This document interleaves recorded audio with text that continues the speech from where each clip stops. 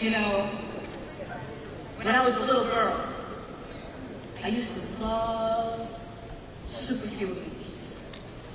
I loved watching Superman and Wonder Woman. They always made everything right at the end. I enjoyed seeing the good guys with the bad guys. Right over wrong, light over darkness. Then I grew up and became a grown woman. And I realized that superheroes, real superheroes, don't wear capes and have invisible airplanes.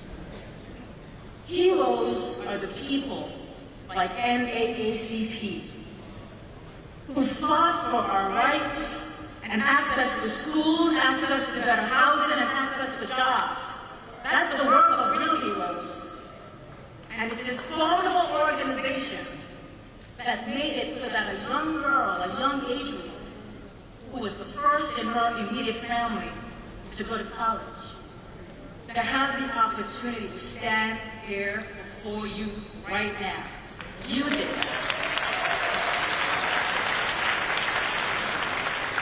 So I want to thank you for helping my family and, quite frankly, generations of black families across the country who are better off because of your work. And I want to thank President Johnson for continuing the fight.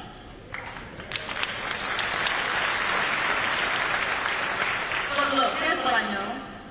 I know you can't do this hero's work alone. I know that doing the right thing is a team sport. And I'm proud to be a member of a team, the Biden-Harris administration, that understands right from wrong and what needs to get done. And at HUD, we are doing our part. In just the past couple years, we've helped 250,000 black families buy a home. We've helped thousands of black families keep their homes when times got hard. We've provided down payment assistance to help folks who may not have family and friends to rely on. In fact, right here in this state, HUD's housing counseling team is serving as founding members for a new initiative with the goal of helping 25,000 black families buy their home. And let's hear it for that. And we're seeing progress. The homeownership gap between white folk and black folk during this administration has been reduced by 13%. We know there's work to do, but we're on the right path. We've provided more support for renters to pay their rent. We've sent $50 billion to communities, and we provided more rental vouchers for low-income folks who just need a fair shot. We've given local leaders historic levels of funding to help our homeless brothers and sisters find shelter. And I've seen our homeless numbers go down in different communities across the country, but I know we have work to do. We have work with our grandparents, our sisters and brothers and cousins on the street in our help. HUD has provided millions of dollars for HBCUs to study and research ways that we can improve the housing condition of black people across this country. And that's money well spent. And we are fighting appraisal rights. You know, we should not have to take down pictures of our grandparents, pictures of our parents, pictures of our children's wedding to make sure we're getting a fair appraisal of our house. Take our books down to make sure that we're getting a fair appraisal on our house. And let me tell you something, when our president and vice president heard that this was the thing, they turned to Marsha Fudge, a bad sister, a woman I'm proud to have called my boss, and then she retired on me. I know, I still talk to her about that. But they turned to Marsha Fudge and Susan Rice and said, we have to figure this out. And we have been on this journey to make sure that we're not just working to make sure people are empowered with information,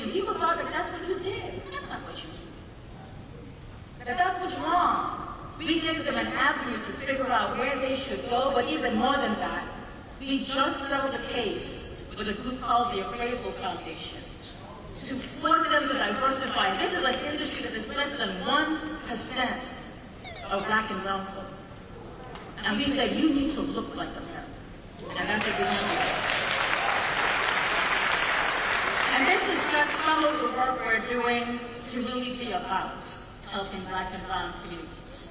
We're getting housing built so people can live in places they can afford and neighborhoods with good schools. We're working to eliminate lead paint and other hazards from homes so our babies don't get sick. So we talk about our collective legacy, about what drives us to action, what keeps us moving forward. It's not the people who think that this work doesn't matter. It's not the people who tell us that our communities are doomed.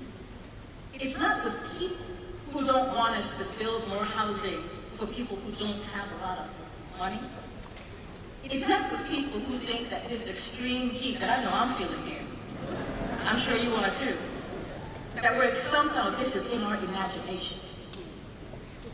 What drives me and my colleagues is the generations of Americans. The legacy we're building requires us to ask ourselves, when we look back at this critical moment in history, what will people say of us? What will we be proud of? Look, my colleagues and I know that there is more work to do. And that's why today HUD has awarded $325 million to cities and towns across the country to help restore affordable housing, build new housing, and support small businesses. And that includes $50 million right here in Las Vegas. It's why our president is announcing actions today to help American people with their high rents. And why we're investing to build more affordable housing for us to rent and for us to survive. Folks, HUD remains committed to our communities. We remain committed to fairness. We remain committed to justice. And we are committed to people who just need a little bit of help to get by, just looking for a fair shot. We are making sure this country lives up to not just its ideals, but to building a legacy that has a home for everybody. Because we have come too far to turn back now. We need you to be all in, and I promise you, we are all in with you. Thank you, NAACP. Keep being the heroes that we are, and let's keep fighting together. Thank you.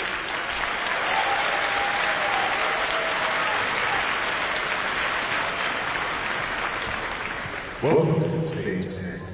Please welcome Assistant Attorney General of the Civil Rights Division of the Department of Justice. Here's Kristen Clark.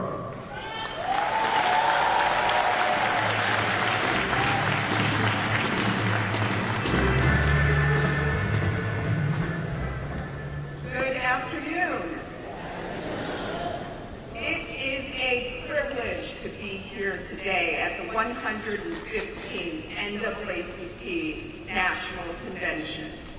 This convention's theme, All In, reminds us of the members of our movement who risked their lives and their freedom to advance the cause of justice. Thurgood Marshall narrowly escaped lynching. Dr. King assassinated. John Lewis beaten within an inch of his life. Medgar Evers murdered. Countless others killed, beaten, and imprisoned. While I hope that none of us are ever asked to bear such risk, we should remember the sacrifices of those who came before us as we measure what all in means in today's fight for justice and what we must do to honor their legacy. And I want to turn to some of the work that we are doing right now to honor that legacy at the U.S. Department of Justice. The Civil Rights Act of 1964, the Voting Rights Act of 1966, 65, the Fair Housing Act, the Matthew Shepard and Jamesburg Hate Crimes Prevention Act, and other federal laws give us an array of tools to fight discrimination and to safeguard our constitutional rights. And we use these tools every day to confront the injustices and inequities that flow from discrimination wherever we find them. One area of our work that remains a critical priority for the Justice Department is ensuring that law enforcement officials carry out their jobs lawfully and without bias. Our fight to ensure constitutional, fair, and non-discriminatory policing remains as urgent as ever. We have prosecuted officers who abused their power, including those tied to the tragic deaths of George Floyd in Minneapolis, Tyree Nichols in Memphis, and Breonna Taylor in Louisville.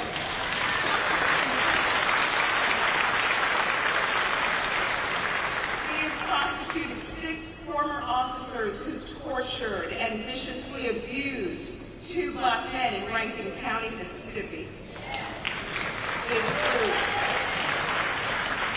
This group called themselves the Goon Squad, and they carried out one of the most heinous acts of brutality that we have seen in this century. The lead defendant was sentenced to 40 years in prison.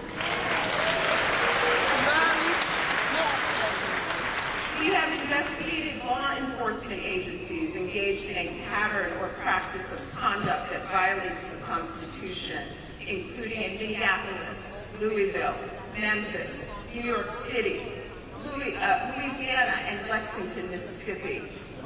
Just last month, we announced our findings that the city of Phoenix and its police department have engaged in a pattern or practice of unlawful conduct, including discrimination against Black, Hispanic, and Native American people when enforcing the law, and using excessive force, including deadly force. Wherever we find violations, we invite leaders, community members, and other stakeholders like the NAACP to work with us to chart a path to reform. Another core mission of the Justice Department is protecting the right to vote.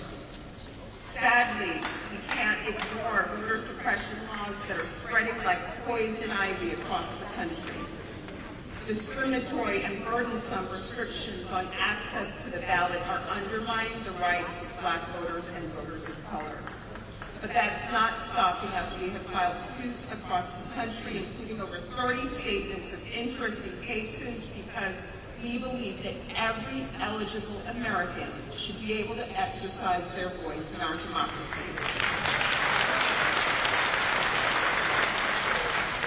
We're also working to confront the unfortunate rise in hate crimes that we're seeing. We have charged more than 120 defendants with hate crimes in over 110 cases since January of 2021. Those numbers include the 3 men who tragically killed Ahmaud Arbery simply because he was Black. Those numbers include the defendant responsible for the heinous murder of 10 Black people at the Top Supermarket in Buffalo, New York, and a defendant responsible for the tragic murder of a Black trans woman named Dime Doe in South Carolina.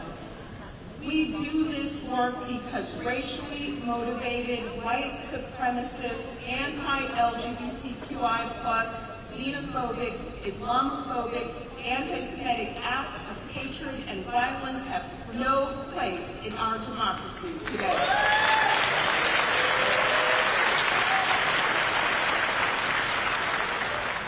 We're also ramping up the fight for environmental justice. We know that climate change disproportionately affects communities of color.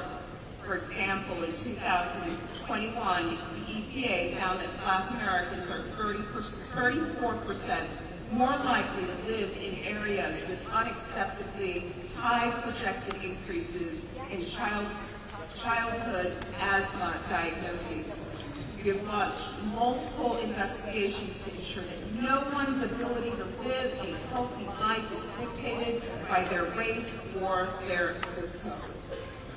Last May, we secured a groundbreaking settlement to ensure that the residents of Lowndes County, Alabama have access to safe and effective septic and wastewater management systems. Whether we are talking about lead wastewater, illegal dumping, or exposure to raw sewage, we cannot tolerate these injustices in our communities today. And we're working to ensure that the gateways to opportunity and the ability to amass generational wealth are open to all. And we're doing this by working to end modern-day redlining. Our Combating Redlining Initiative, launched with the leadership of Attorney General Merrick Garland, has brought more than $122 million in relief to communities all across the country. We're working to also address appraisal discrimination, which the Secretary just talked about a moment ago. Too many of our jails and prisons woefully mistreat incarcerated people, and we're also striving to end this. For example, in an investigation, we recently found that Parchman Prison in Mississippi failed to provide adequate mental health treatment, failed to take sufficient suicide prevention measures, subjected people to prolonged solitary confinement in egregious conditions, and more. We do this work because people do not surrender their rights at the jailhouse door.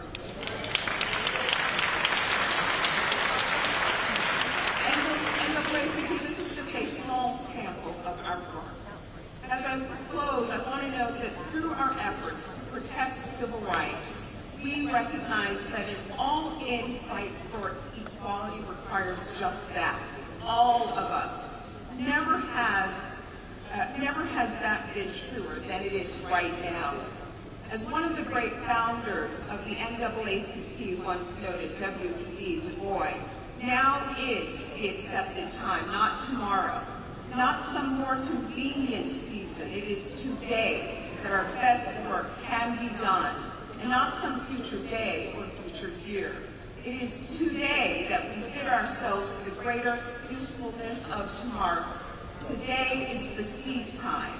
Now are the hours of work, and tomorrow comes the harvest. So NAACP, I promise you that the Justice Department, the People's Justice Department, will continue to stand alongside you and all those who work and fight for equal justice in our country.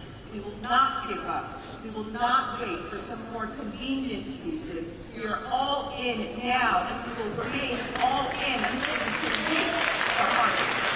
Thank you.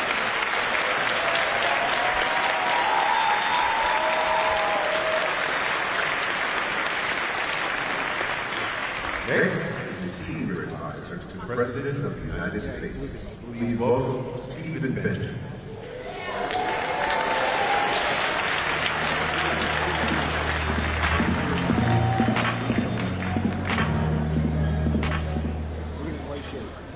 That's some pretty cool walkout music, Congressman. I'm not sure what that was. I'm gonna be very brief. I served as senior advisor to the president. I run public engagement at the White House. My first real time was as president of the Youth and College Division of the South Carolina NAACP.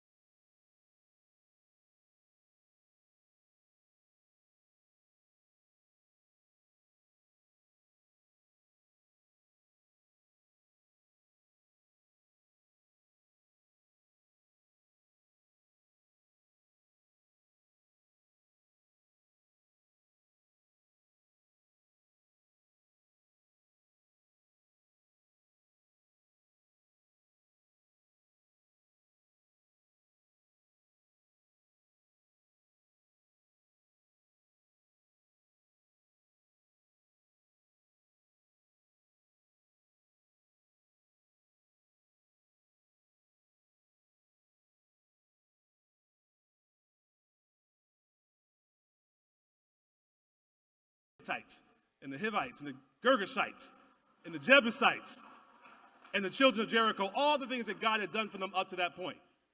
And he said, I've given you a land for which you did not toil. Alongside you and all those who work and fight for equal justice in our country. We will not give up. We will not wait for some more convenient season. We are all in now, and we will remain all in until we can reap the harvest. Thank you.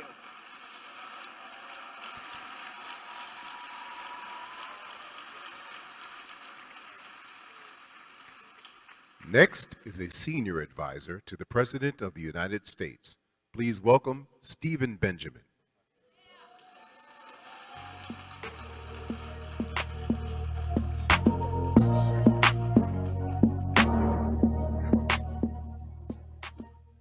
That's some pretty cool walkout music, Congressman. I'm not sure what that was. I'm going to be very brief. I serve as senior advisor to the president. I run public engagement at the White House. My first real title was as president of the Youth and College Division of the South Carolina NAACP.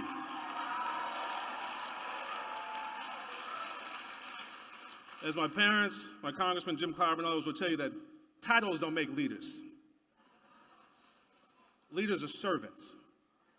When I think about, and I'm here honestly in my capacity, my friend Derek Johnson, who I met as a youth leader here, asked me to say some things on behalf of the incredible, diverse leadership that our president has assembled across the administration, but certainly at the White House. I think of the president's wisdom, and I think of my grandfather, Sam Benjamin. My grandfather, like many of your parents and others, was not an educated man. He wasn't a man of letters. He didn't go to college, get the degrees that we all have, but he was a Christian man. And he would often teach me and my brothers the lessons that we need to know to survive in life. He often go to the book of Joshua, chapter 24. He talked about how Joshua renewed the covenant at Shechem, how he assembled all the leaders, the elders, and the judges. He began to recount for them all the things that God had done for them up to that point. How he sent Moses and Aaron to deliver them from Egypt. How he delivered them in battle from the Amorites and the Perizzites and the Hittites and the Hivites and the Girgashites and the Jebusites and the children of Jericho, all the things that God had done for them up to that point. And he said, I've given you a land for which you did not toil, in cities you did not build, yet you live in them and eat from olive groves and vineyards that you did not plant. I've given you a land for which you did not toil, in cities you did not build, yet you live in them. That was my daddy's long way of saying, now, boy, no matter how smart you think you are, no matter how talented you might think you are, no matter how you may think that life has been served up for you in the silver platter, you didn't get here on your own.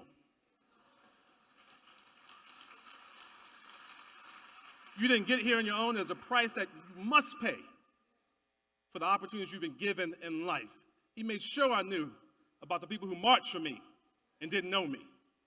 The people who cried for me, had no idea I'd ever exist. The people who kicked down the doors of the University of South Carolina in 1963 had no idea that Maggie and Sam's nappy-headed little boy would want to go there someday. People that died for me and didn't even know my name. So I'm here on behalf of all of us at the White House to say thank you, NAACP.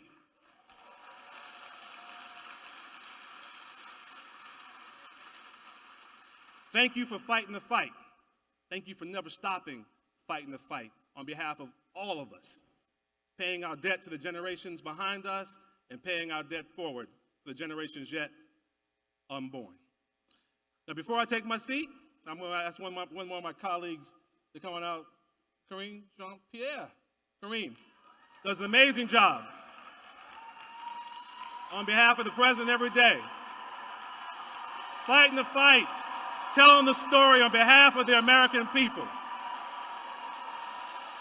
Wherever you are across the globe and you want to hear what's happening in the United States of America, if it's not our president or our vice president telling the story, it's Kareem Jean-Pierre. She's not going to say anything today. We're in a different mode, but I just want to make sure you see her up close and personal, fighting the fight. Thank you. God bless you.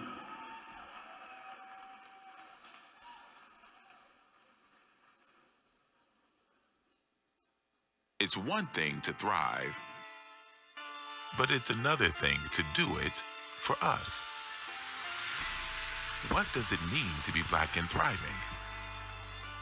It means basking in our culture, our unique influence, our rhythm of joy.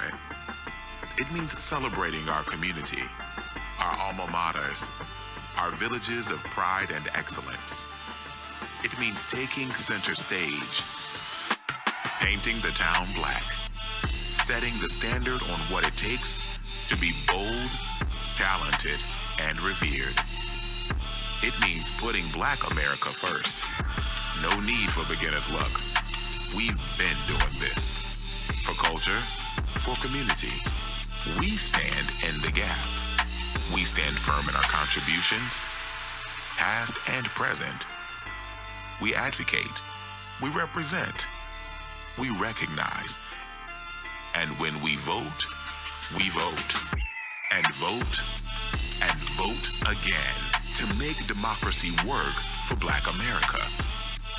And we make that happen because of you, because of us, because of them. We make good happen for culture, for community.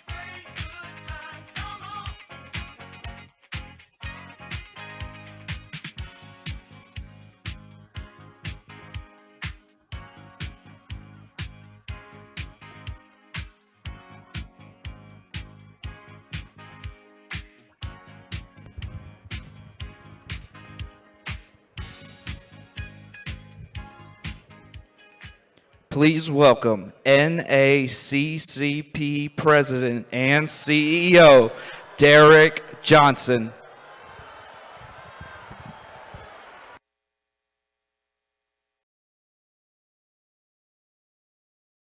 They not like us. They not like us. They not like us. Good afternoon.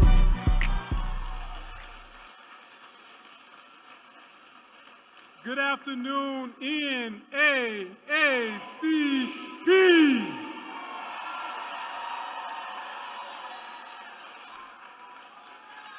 It is a great day to share space with faces we know and those who we hope to know better. To our members, this convention is for you. From Arkansas to Alaska, the NAACP runs on people power because Black Americans know that our community is what carries us forward. to our friends at the National Bar Association. Thank you for your decades of partnership and advocacy on behalf of the Black community in courthouses throughout the country. And to the members of the CBC, the conscience of the Congress. Your leadership, your voice, your advocacy, your understanding of how public policy must improve the quality of life for African Americans, let me correct that, for Americans across the country has propelled this nation forward in perfecting democracy. 4 years ago, the world was forced to bear witness to a reality that may have been new to them, but was all too familiar to us. The death of George Floyd was a tragedy that is all too familiar to the countless others that have ripped apart Black families, communities across the country. George Floyd was not the first. And if we don't get police reform, it will not be the last. I'm sad to say. While the world reckoned with the reality of racism because many of them woke up one day and realized racism actually existed, although it often manifested itself in the form of unspeakable violence against Black people, whether it was Emmett Till or the church bombing of the 4 little girls in Birmingham or in countless other stories. This time, some said they were prepared to change course. Some made empty promises, but the NAACP and legal advocates like Ben Crump, we took action. In 2020, our community worked together to empower one another, reminding each other that we have the ability to determine our destiny. The Black vote made a difference in 2020. And determined our destiny, we did, casting deciding ballots in the national, local, and state elections 4 years later. And there is much that has been accomplished by and for our community. But the history of this nation has taught us that not everyone shares the same investment in a progressive vision. For some, the notion of progress is seen as a threat to the imbalance of power that has allowed them to prosper while others are left in peril. The rejection of collective advancement and achievement has created division, pitting community against community, breeding extremist ideologies that leaves no room for compromise or conversation. After the abolishment of slavery, it was Jim Crow. After the Civil Rights Act, it was the war on drugs. After the election of the first Black president, it was Make America Great Again. And now, after the racial reckoning that a Black man lost his life, that all of us seen on social media platforms, on cable news, on broadcast news, the response is Project 2025. Over the past 4 years, we've worked to make education more equitable and accessible while widening the opportunity to increase economic output through organizing, advancing, and working with the current administration to cancel over $160 billion in student debt. Teachers, for the first time, qualify for home ownership or increasing the quality of the housing stock that they are able to get for their families. However, Project 2025 not only seeks to revert that progress, but to dismantle the Department of Education that provides a pathway to opportunity for all Americans. But the planned assault on education does not stop there. Project 2025 seeks to return back the rights to states. For those of us who live in the South, we know when the dog whistle of state rights, what it truly means. And they're seeking through this states' rights approach to gut Title I, which would lead to the divestment of our public schools, hitting our community hardest. What would this nation be without a public education system for all children, providing quality education? And to those who have yet to see book bans in their states, Project 2025 plans to enact those bans nationwide. This is not a fictional concept. This is a 900-page manifesto that seeks to undermine progress, promote violence, inflict harm on our community. But they must know that in NAACP, we will be here for that fight. This election is not about candidate A versus candidate B or political party A or political party B. We are nonpartisan, but we are political as hell. And we know that this is a fight we must take on.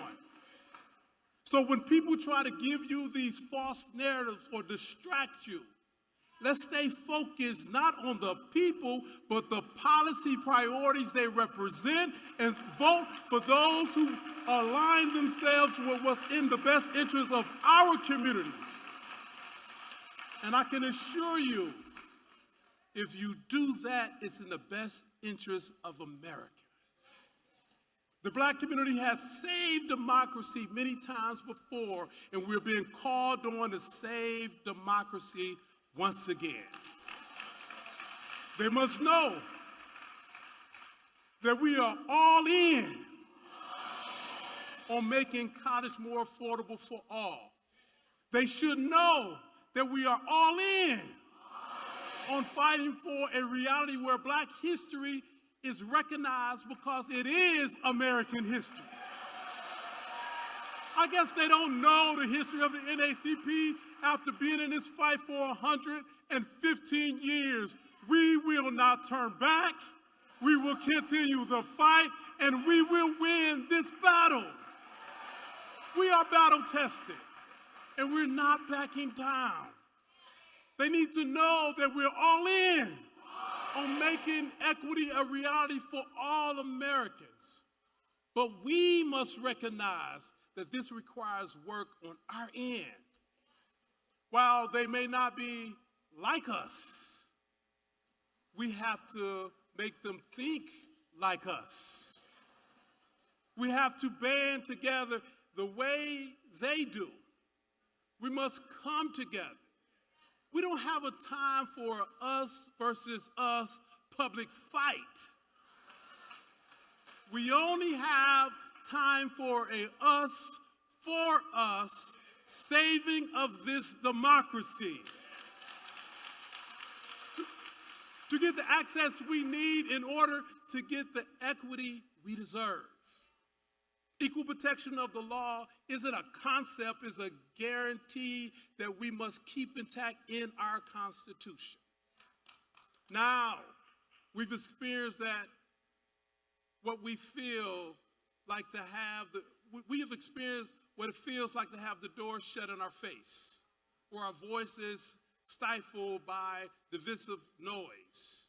We know that change is possible when doors are open, and how our culture shines through those doors when individuals like Steve Benjamin sits in the seat he's sitting, or Michael Regan sits in the seat that he's sitting, or Karine sits in the seat that she's sitting, because we will operate in excellence to ensure that this concept of democracy is protected, it grows, and is inclusive.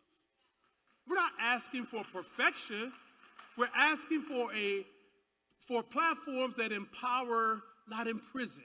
We're asking for leaders who don't shut the door on our face or drown out our rallying cries. And while there is a lot of work to be done, I am proud to welcome a leader who doesn't shut the door in our face, but turns up the volume when speaking. A leader who may not always get it right, but is all in on getting it done. And with that being said, I am honored to welcome the 46th President of the United States of America, Joseph R. Biden.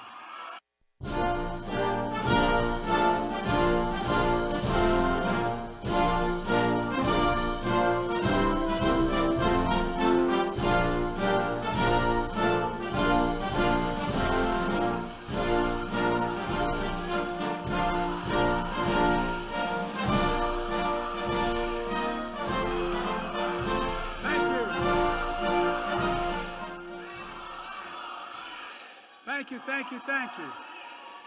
Folks, my name's Joe Biden, and I'm a lifetime member of the NAACP.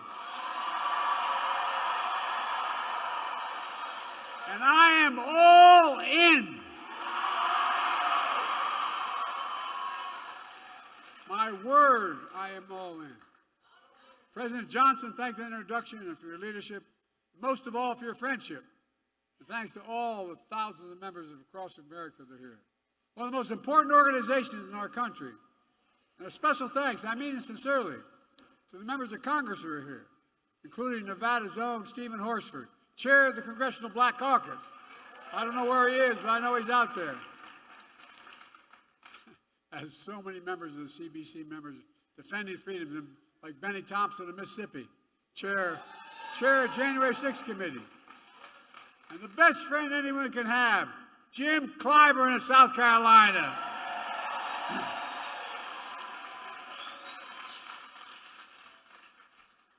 In case you didn't notice, Jim turned it around for me in 2020. Look, in June of 1947, Harry Truman became the first president to speak at this convention. And he was remembered for a lot of things. With the help of the NAACP, he desegregated the military. He laid the groundwork for the civil rights agenda. And he built upon President Kennedy by that. President Johnson, who signed the Civil Rights Act of '64, 60 years ago. Harry Truman was president, who was often counted out. He was also known for something else. The story goes, Truman said, if you want a friend in Washington, get a dog.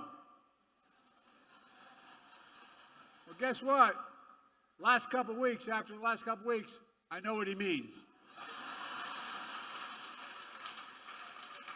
But that's why it's so good to have real friends. I'm not being solicitous. I have real friends. So many of you had my back, and I think I've had yours as well. And I will never forget it. Got a couple Delaware folks here still.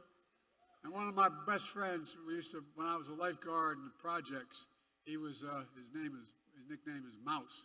Mousy, there you are, pal.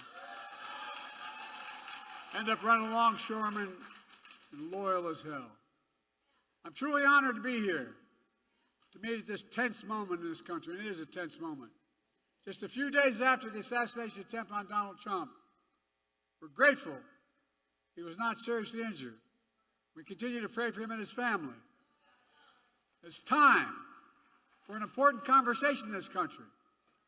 Our politics has gotten too heated. I've said in the Oval Office on Sunday night, as I made clear throughout my presidency, we all have a responsibility to lower the temperature and condemn violence in any form. You've got to remember, in America, we're not enemies, we're friends, we're neighbors, we're fellow Americans. Most importantly, must fully and firmly reject not only political violence, but violence of any kind, period, no exceptions. We have to say with one voice that violence is not the answer.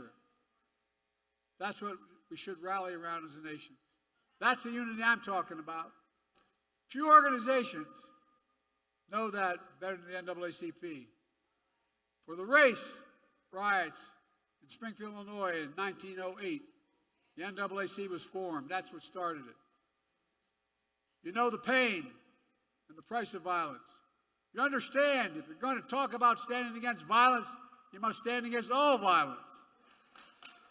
You must stand against violence perpetrated against presidential candidates in Pennsylvania. You must stand against all violence. The violence perpetrated against George Floyd in Minnesota. Against black veterans like police officers Eugene Goodman on January 6th. And black election workers like Ruby Freeman and Shane Moss in Atlanta. You have to stand against the violence and intimidation of white supremacy that murdered innocent lives in that grocery store in Buffalo, New York when I went up there. Mother Emanuel Church in Charleston, South Carolina was standing against the violence that murdered children in Sandy Hook and Uvalde. Concert goers in Las Vegas. Innocents on the street all across America that never make the news. There's Uvalde every day in the communities across the country. If you're going to be outspoken on one, don't be silent on others.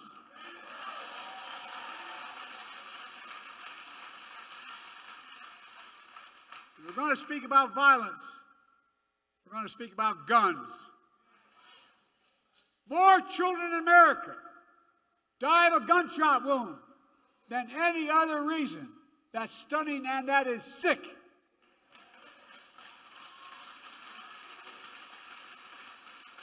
And it's sheer cowardness if we do nothing about it. So, if you want to stand against violence in America, then join me in getting these weapons of war off the streets of America.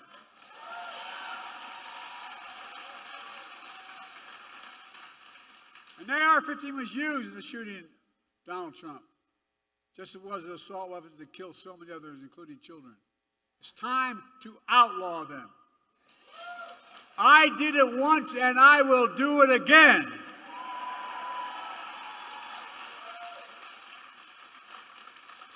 Now, just because we must lower the temperature in our politics as it relates to violence, it doesn't mean we should stop telling the truth. Who you are, what you've done, what you'll do, that's fair game. As Harry Truman said, I've never given anyone hell. I just told the truth and they thought it was hell. That's what I'm going to do. Well, here's the truth about why Donald Trump's presidency was hell for black America. He tried to repeal Obamacare to kick millions, I mean millions of black Americans off their health insurance. He had a $2 trillion tax cut that overwhelmingly benefited the super wealthy, the biggest corporations, and exploded the federal debt larger than any one president has in one term. He left no room for us to do what we should be doing. Invest in things that affect people's lives, like child care, elder care, and so much more that grow the economy and help people. His mismanagement of the pandemic was especially devastating to black communities. Oh, I know, because in other countries, other communities of color. That economic crisis drove up black unemployment, decimated small black businesses, and you peacefully protested George Floyd's murder. Donald Trump called for the National Guard to go after you. What in the hell's the matter with this man? No, I'm serious. Go figure. From a guy who spread the birthism lie against Barack Obama, saying he wasn't born in America and he wasn't a U.S. citizen. Of course, here's what he thinks of black jobs. I love his phrase, black jobs. It tells a lot about the man and about his character. Folks, I know what a black job is. It's the Vice President of the United States.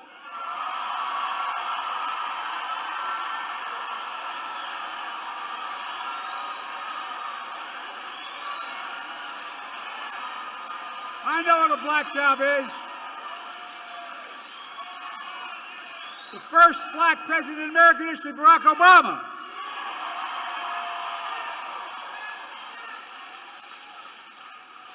I was vice president to Barack,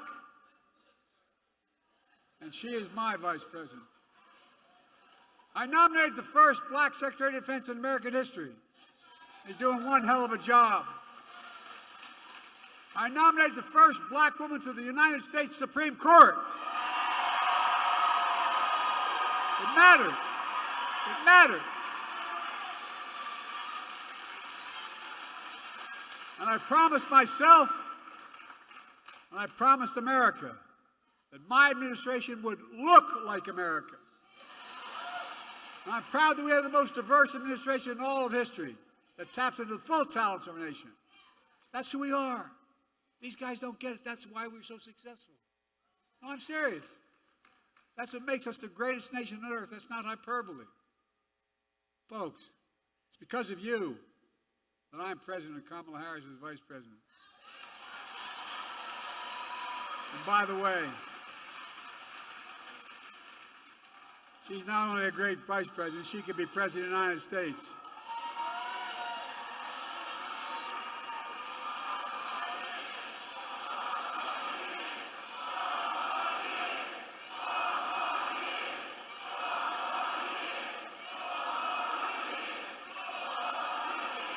Thank you.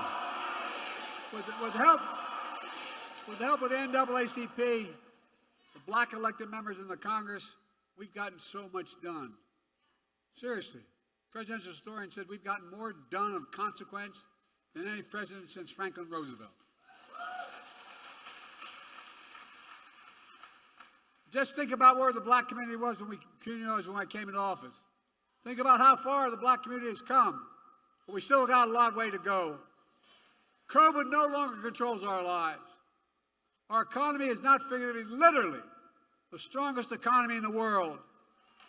Historic low black unemployment. Record growth in black small businesses. Let me say this again, because Trump is lying like hell about it. The black unemployment hit a record low under Biden-Harris administration. The first bill I passed, we put $1,400 checks plus $300 checks per child, per family, per month in the pockets of people in this country to get them through the pandemic. Not Trump's administration. Kamala and I did that. We put more money in the pockets than anyone. We cut black, and as a consequence, we cut black child poverty in half. And when we finally get through to people, my economic policy grows the economy when we spend money. Grows it. We grew the American economy to the strongest in the world. And I'm determined to make that tax cut permanent.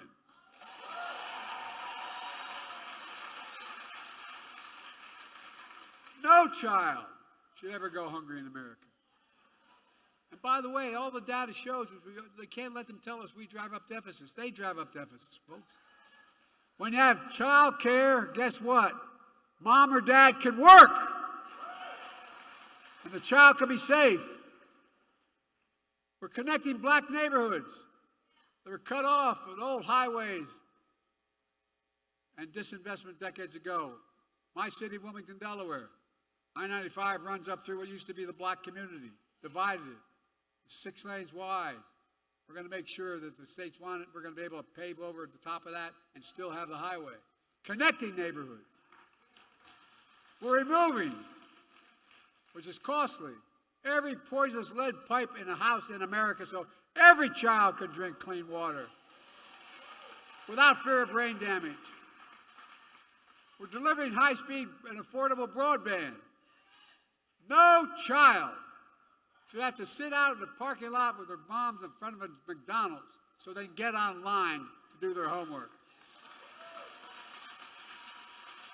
And because of you, we're not only protecting Obamacare, you allowed me to increase it, making health care more affordable. We're putting, and by the way, more than it's ever been, millions of African Americans now have health care because of what we've done. We're putting home ownership within reach. How do you generate generational wealth, no matter what community you're from? I know how we did it when everything got stuck in Scranton and we no jobs. Moved to Delaware. Dad worked like healthy, could get down payment to buy a small house. That's how you build equity. As small as a 3-bedroom split-level home with 4 kids and a grandpop living with us, but it was a home, and he was able to build some equity. Look, we're making the most significant investment in climate ever in all of history.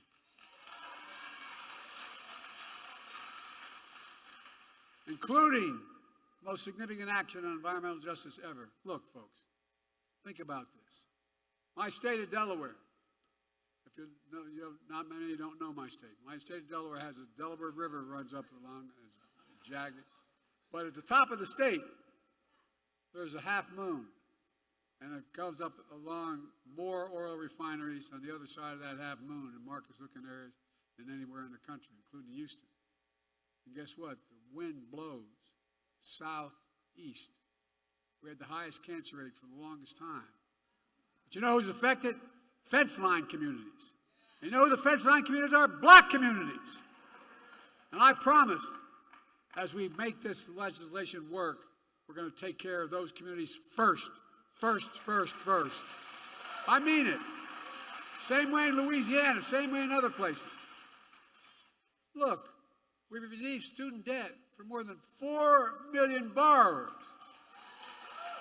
A significant amount are black borrowers. I don't know how many have called me, say, Mr. President, or God, I've gotten phone numbers, I've called them back. Mr. President, thank you. I couldn't get married. My debt was so large. I couldn't have children. I couldn't think of, no, I'm serious, you know it. I couldn't buy a home. But what you did, you freed me of my debt, and you gave me $10,000 for a down payment in a home.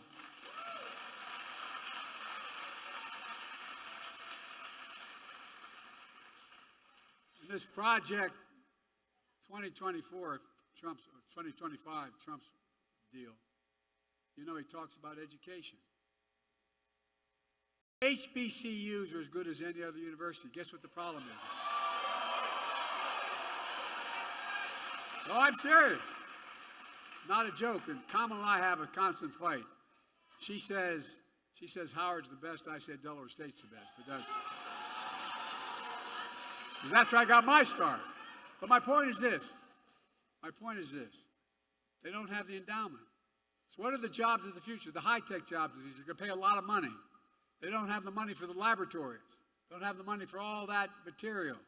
So that's why I've invested a record $16 billion in HBCU. There's no HBCU student is any less qualified than any student anywhere else.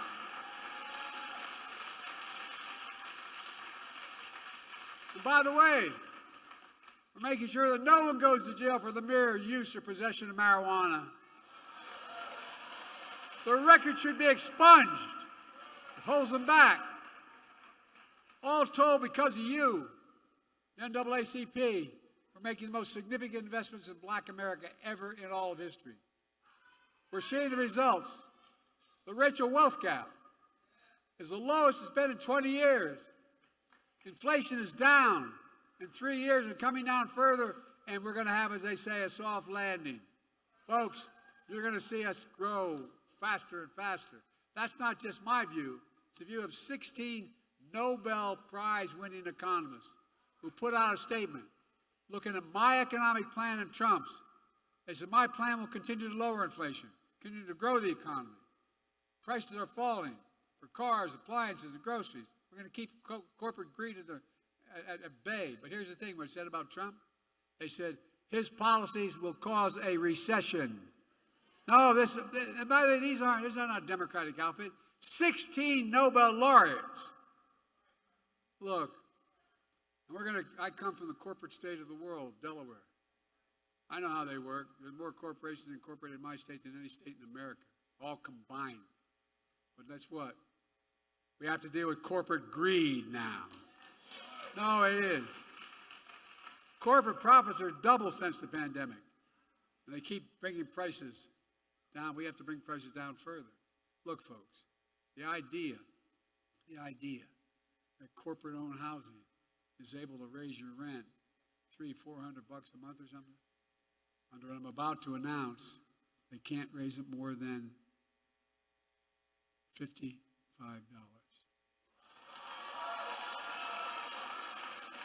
That debate is taking place. The bottom line is we're just getting started. Well, no, it's not enough to talk about the past. We need a vision for the future. Here's my plan for the first 100 days of the second term. Kamala and I are calling on Congress to pass the John Lewis Voting Rights Act.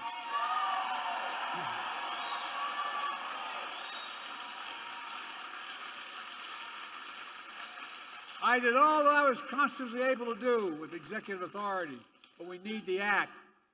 And we need to pass the Freedom to Vote Act. And I'll sign them both into law immediately. And guess what? Come hell or high water, we're going to restore Roe v. Wade as the law of the land.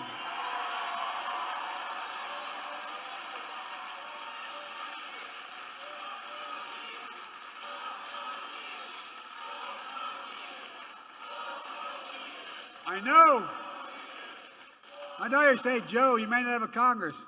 Well, guess what? You all told me I couldn't pass the Inflation Reduction Act.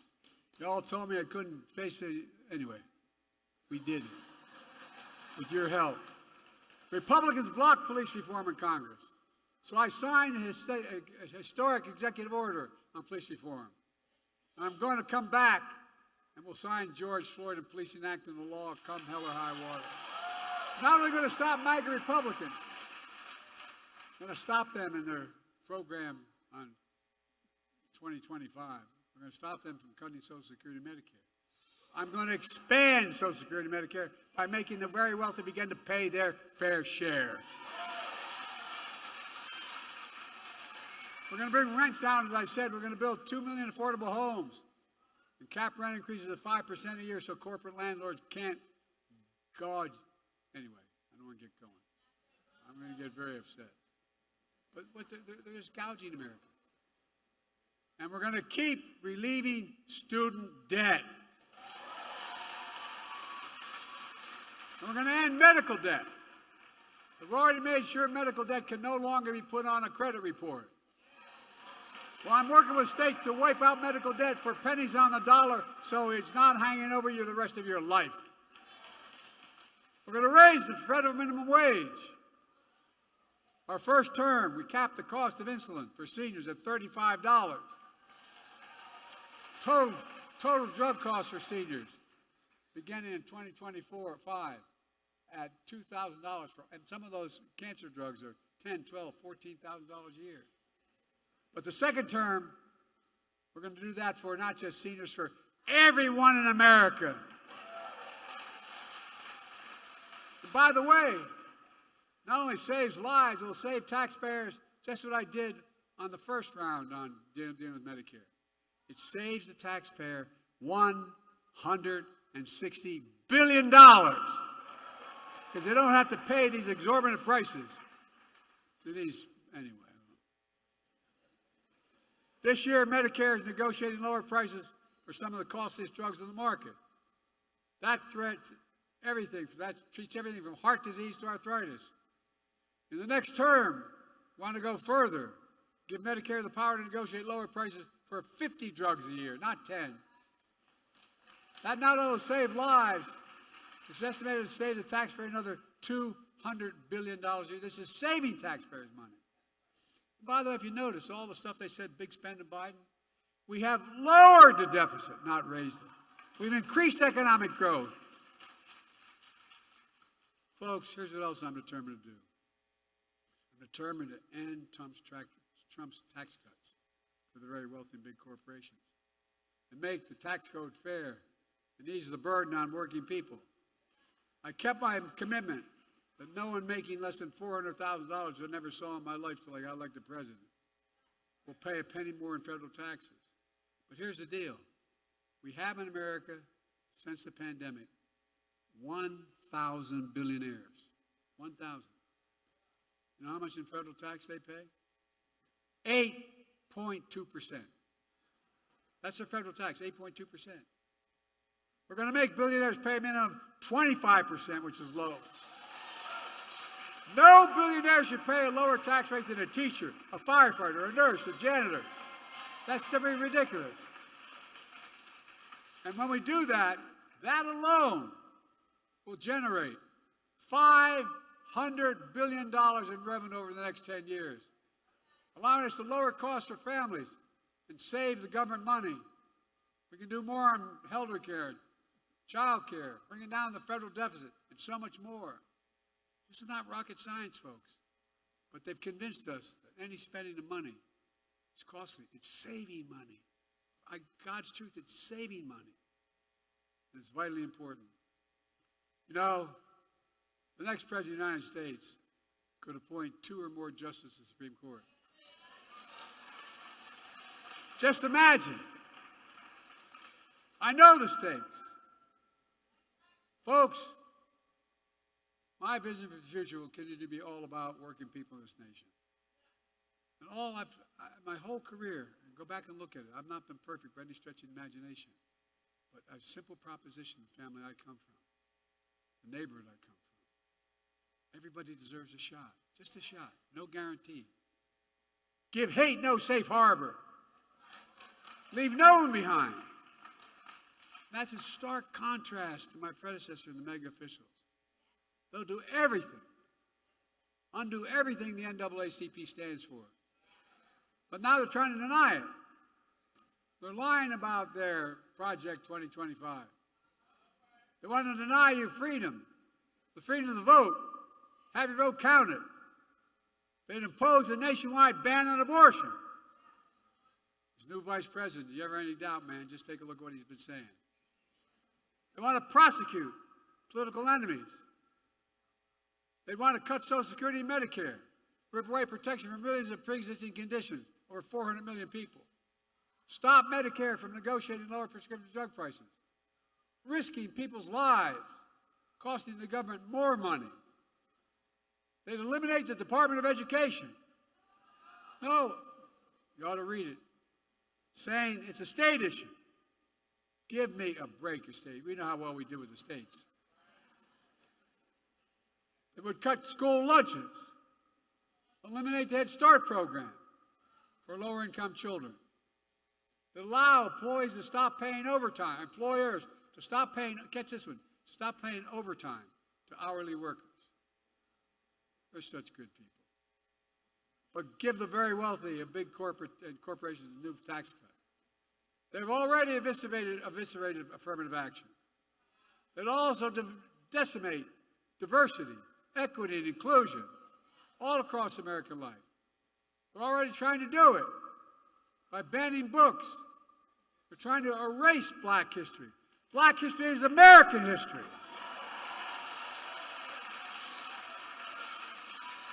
Folks, I'm not being dramatic. We cannot let that happen. That's why it's so important to me. It was so important to me to make Juneteenth a federal holiday. They can't erase it. Now, people are going to know what happened on Juneteenth. That's why I made federal lynching a federal hate crime in Emmett Till's memory, and that's where you've been reminded. Remember what they tried to do? As well as establish national monuments for Mamie and Emmett Till, and so much more. So there's no doubt about what's happening. Look, folks, as I said before, we know black history is American history. It's as simple as that. Let me close with this. The Psalm tells us, I've been young and now I'm old. Yet I have not seen the righteous forsaken. I have not seen the righteous forsaken. And I will not see the righteous forsaken. Hopefully, with age, I've demonstrated a little bit of wisdom. Here's what I do know. I know how to tell the truth. I know right from wrong. I know how to do this job. And I know the good Lord hasn't brought us this far to leave us now. There's more work to do. This is the moment to be engaged. The work you're doing to recruit hundreds of thousands of volunteers, move millions of people to make their voices heard, may well determine America's future for decades to come. And folks, that's important. We must all be defenders for freedom, justice, equality, and the bedrock of democracy. And there's been no more important voice in that truth than the voices of the black community. I mean it. And when Americans fail to live up to what we say we believe, you don't give up hope, nor do I. We've always loved this country, even when it has not loved us back. We worked hard as hell. Just think about it. Our children, your children, grandchildren. Ask yourself, what America do you want to leave them? My answer is an America of hope, fairness, opportunity, possibilities. Look, I spent more time with Xi Jinping of China than any other world leader has. I was with him in China on the steps of the mountains. And he looked at me and he said, "Can you define America for me?" I said, "God's truth." And I said, "It's recorded." I said, "Yes, in one word, America. Possibilities. Nothing is beyond our capacity. America, where it's full of promises available to everybody. America, where racism and violence are no longer the ghost that have too long haunted the nation. Folks, this is about you and your families and everything the NAACP has stood for generations. Freedom, democracy, America. Always marching, always believing, always keeping the faith. We're going to do this. So let me ask you, are you all in? Because I'm all in. You just have to remember who we are. We are the United States of America, and there's nothing beyond our capacity when we do it together. And let's stay together. God bless you all, and may God protect our troops.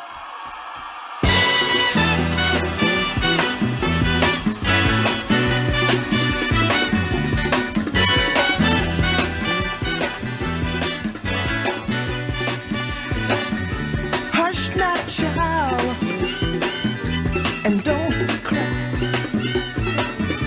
Your folks might understand you by and by.